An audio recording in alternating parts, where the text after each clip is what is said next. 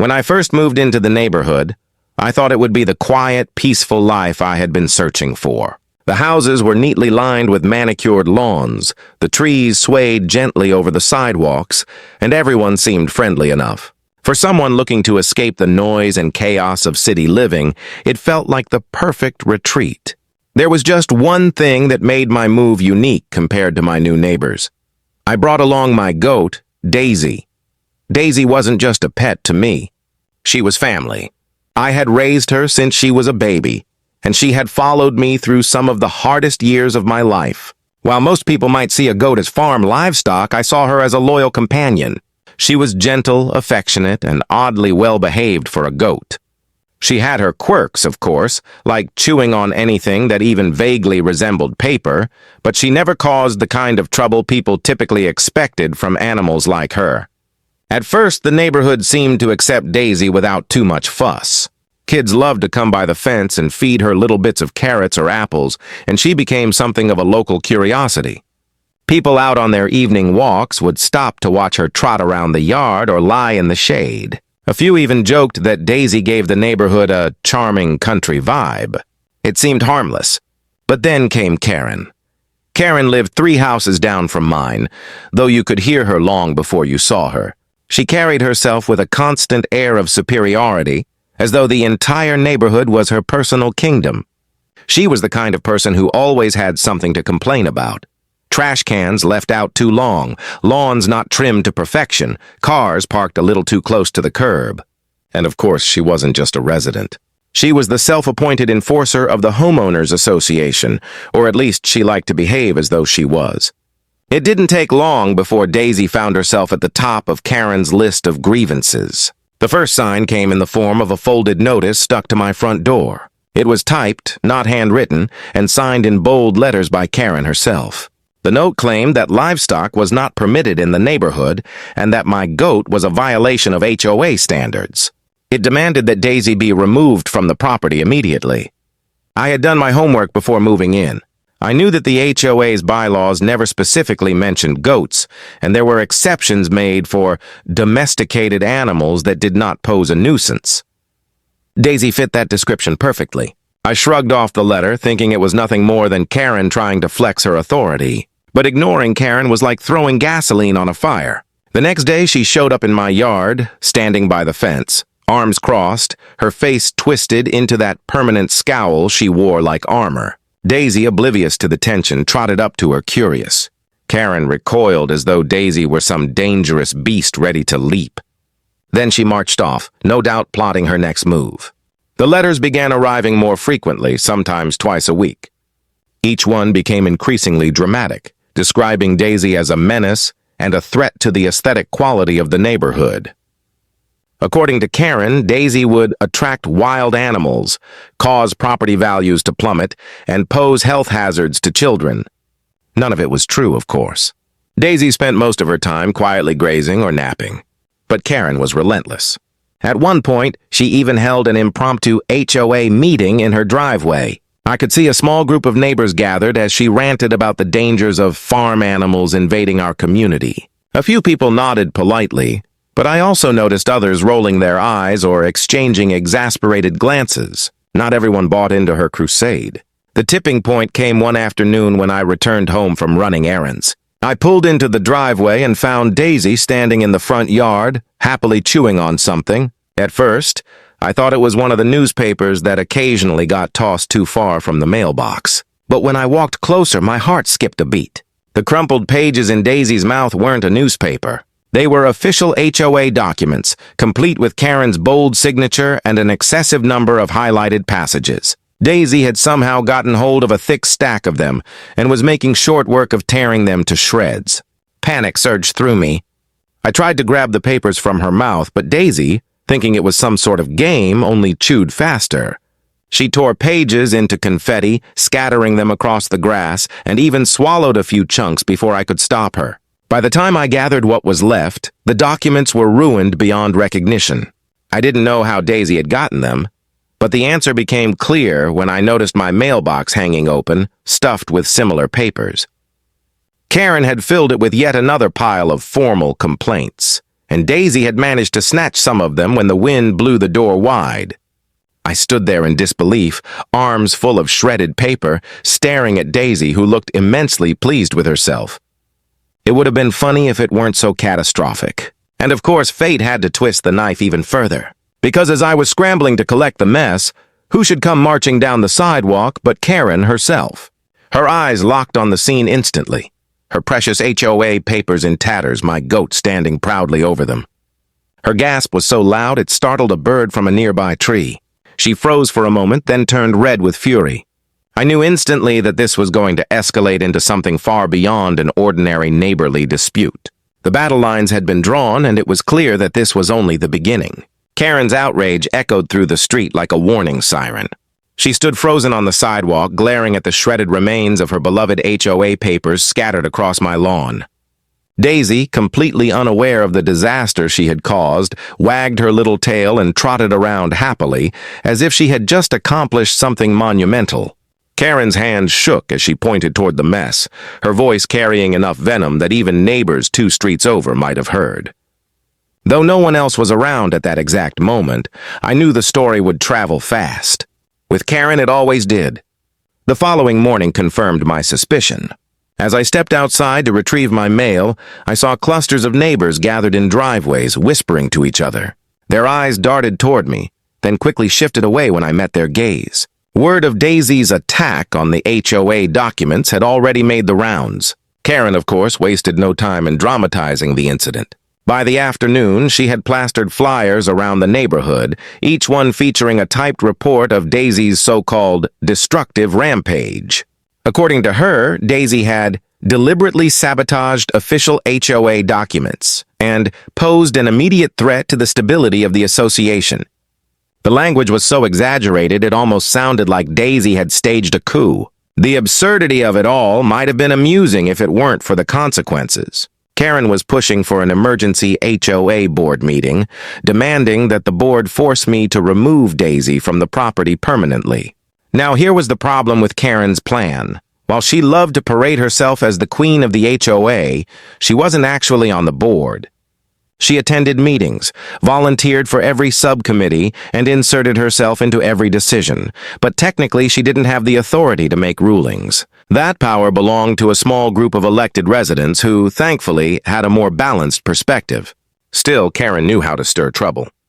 The day of the emergency meeting arrived, and the clubhouse was packed. Chairs scraped against the tiled floor as neighbors shuffled in, curious to see the spectacle unfold. Karen marched to the front, her stack of backup documents tucked under her arm, glaring daggers at me the entire time. I sat near the back, trying to remain calm, with Daisy safely at home in the backyard. Karen opened her speech with all the drama of a courtroom lawyer. She painted Daisy as a ticking time bomb, describing the unprovoked attack on her papers as proof that goats had no place in civilized communities. She claimed that Daisy had escaped multiple times, roamed the streets, and terrorized mailboxes. None of it was true, but her performance was convincing enough to draw gasps from a few neighbors. Then came the twist. One of the board members asked Karen to produce evidence of these rampages. Karen's smug smile faltered as she shuffled through her papers. She held up a few photographs, grainy shots of Daisy standing behind my fence nibbling on grass. That was it. No mailboxes, no roaming the streets, just Daisy being a goat in her own yard. The board exchanged glances, clearly unimpressed. A few chuckles even rippled through the audience. Karen's face flushed, but she pressed on, insisting that the true evidence had been destroyed when Daisy ate the papers. The room erupted into laughter at that. Even the board struggled to keep straight faces. For once, Karen's iron grip on the neighborhood seemed to slip. But as satisfying as it was to watch her falter, I knew better than to celebrate too soon. Karen thrived on persistence. Embarrassment wouldn't silence her. It would only make her dig deeper. Sure enough, within days, Karen shifted tactics. Instead of attacking me directly, she began targeting Daisy in subtle, underhanded ways. I noticed my trash cans mysteriously knocked over in the mornings, with food scraps strewn just close enough to the fence to tempt Daisy. I found a trail of suspiciously placed weeds pulled from someone else's garden tossed into my yard, plants I knew could make Daisy sick. Karen had moved from official complaints to sabotage. That was when the neighbors began to split. Some had grown tired of her antics and openly sided with me. They left little notes of encouragement in my mailbox, telling me to stand my ground. Others, however, whispered nervously about rules being rules and whether Daisy really belonged. The neighborhood, once peaceful, now felt divided. The tension escalated one Saturday morning when I woke to shouting outside. Karen was standing in the middle of the street, phone in hand, recording video of Daisy through the fence. She narrated loudly, claiming Daisy was charging at the fence aggressively and endangering anyone who dared to walk by. In reality, Daisy was lying in the grass, chewing lazily on clover. She barely lifted her head when Karen shrieked for emphasis. A small group of neighbors had gathered, some shaking their heads in disbelief, others murmuring nervously. It was humiliating, infuriating, and exhausting all at once. I had moved here for peace, not endless warfare with a neighbor determined to destroy me over a goat. And yet here I was, stuck in a standoff with Karen, who was now broadcasting her crusade for the entire neighborhood to see. The board eventually called another meeting, this time to discuss the growing feud itself. It was clear that Daisy wasn't the only issue anymore. Karen's campaign was tearing at the fabric of the community. The board urged us both to find common ground. But with Karen glaring at me like I was the enemy of civilization, I knew there was no middle ground to be found. What I didn't realize then was that Daisy herself would soon tip the balance again. Because one evening, as Karen strutted down the sidewalk with yet another armful of flyers, Daisy spotted her. And in a moment that would soon become legendary in the neighborhood, Daisy reached through the fence, grabbed the edge of the nearest paper, and devoured it before Karen even realized what was happening.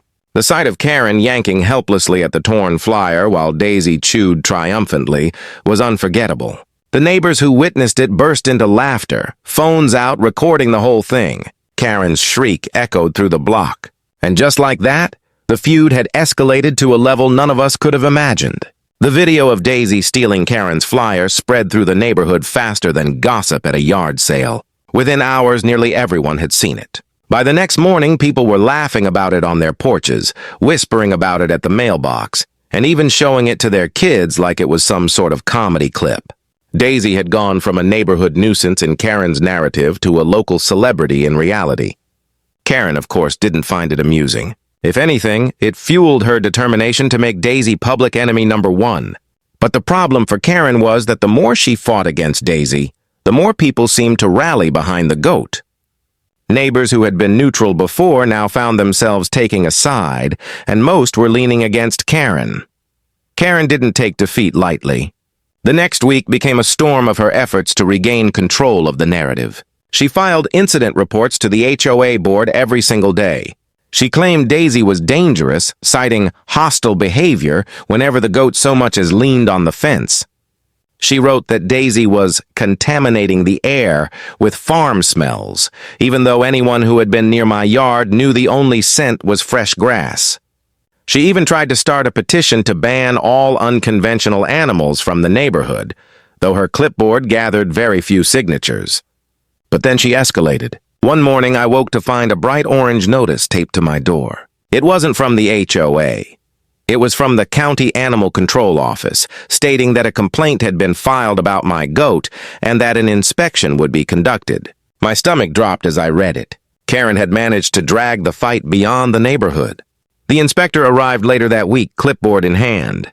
He walked the perimeter of my property, checked Daisy's shelter, food, and water, and asked a series of routine questions. Daisy, as usual, was the perfect angel, even nuzzling his sleeve when he bent down to pet her. By the end, the inspector shook his head with a small smile. He told me Daisy was well cared for, healthy, and not a threat to anyone. The case was closed. When Karen found out, she was livid. She stormed up and down the street, waving the county's paperwork in the air, screaming that the system was corrupt. She accused me of bribing the inspector, of tampering with evidence, and even of staging Daisy's behavior to make her look calm. Her rants grew louder and more dramatic, and more often than not, they ended with neighbors laughing at her expense. Still, she wasn't finished. Karen started planting rumors. She whispered to anyone who would listen that Daisy had bitten a child, that Daisy carried diseases, that Daisy had destroyed private property. None of it was true, but whispers have a way of sticking. A few nervous parents began keeping their kids away from my fence. Some neighbors who had once supported me now looked at Daisy with a trace of hesitation. I could feel the tide beginning to shift, even if only slightly, and that worried me. The turning point came one afternoon when Karen held yet another emergency HOA gathering in her driveway. She had gathered a handful of her remaining loyal followers, waving around a binder full of papers she claimed were the final nail in Daisy's coffin.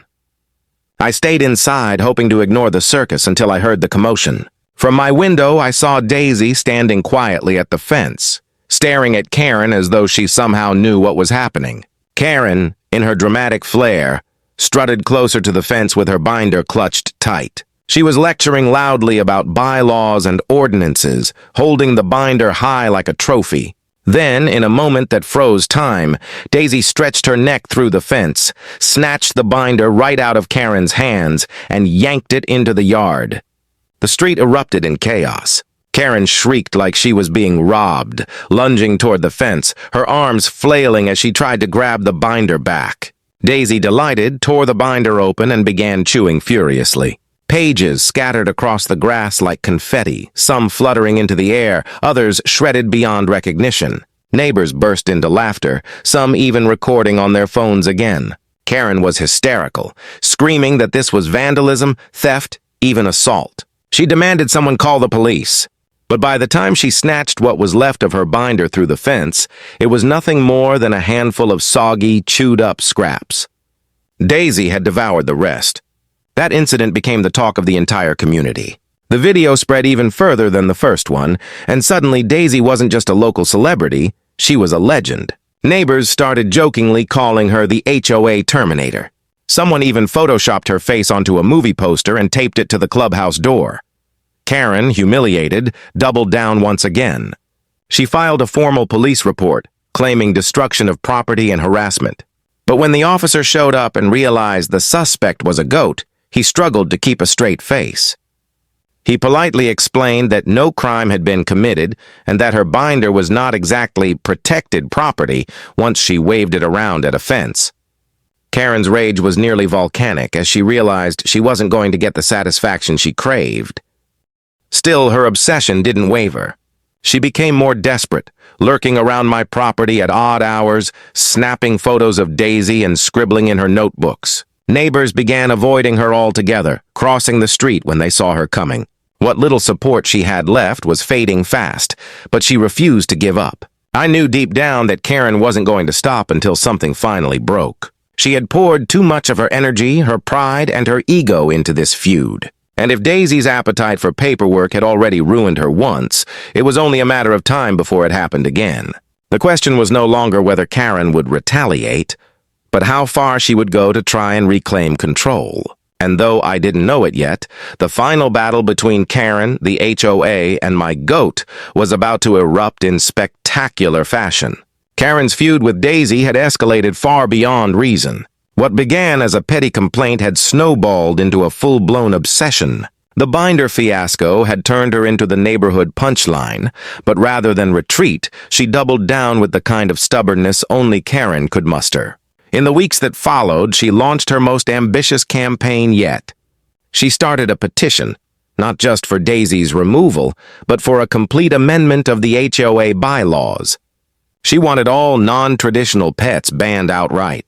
Goats, chickens, exotic birds, even large dogs, it didn't matter. If it didn't fit her narrow vision of suburban perfection, it had to go.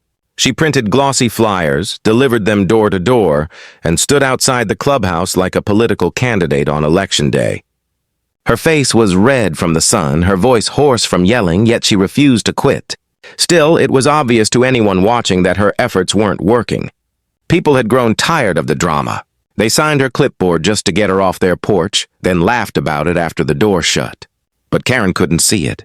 In her mind, she was winning.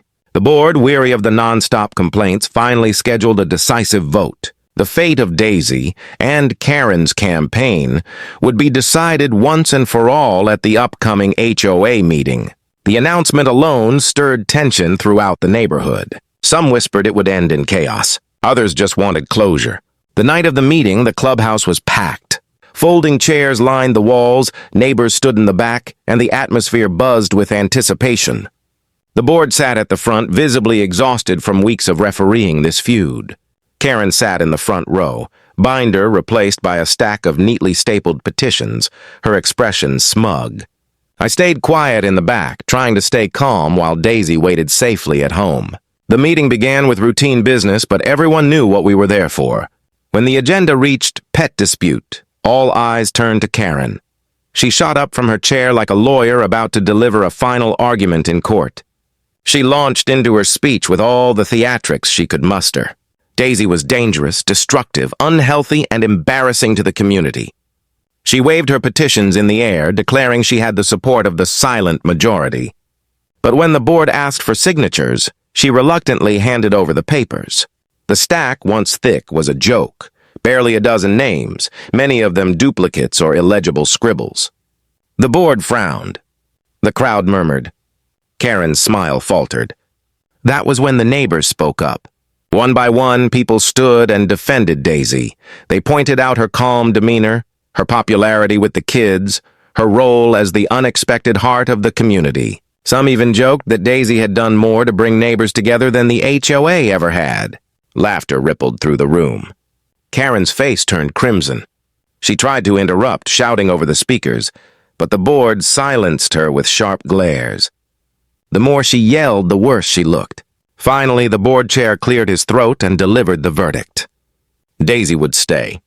There was no violation of HOA bylaws, no proof of nuisance, and no legitimate support for Karen's petition. The matter was closed. The room erupted into applause. Some neighbors cheered, others clapped politely, but all eyes turned toward Karen. She stood frozen, trembling with rage, her hands clutching the useless stack of petitions. Her reign as the self-proclaimed enforcer of the neighborhood had officially crumbled.